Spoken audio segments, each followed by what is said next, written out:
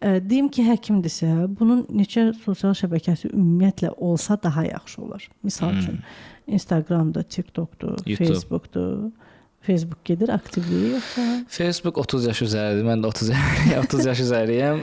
Bu sual da bəzən gəlir. Məsələn, mən çox zaman təlimləri reklam edəndə orada reklam edirəm və oradan artıq mənə şirkət sahibi yazır. Bizdə SMM xanım və yaxud bəy var. O gəlsin sizə təlim. Artıq mən bilirəm ki, 30 yaş üzəridir. Orada yəni belə deyək də, köhnə adamlar da hansılar ki, artıq onlar şirkət sahibidirlər, yuxarı vəzifədədirlər və bizə məsələn şirkət isə bizə o şəxslər lazımdır. Əgər reklam ediriksə və yaxud paylaşım ediriksə.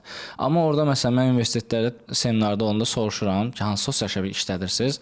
Ancaq Instagram və TikTokdur. TikToku da biraz qorxa-qorxa deyirlər. Bilirəm ki, var profilləri. Sadəcə ki, birdən kimsə görər, qrup yoldaşım deyər, sənin də TikTok profilin var.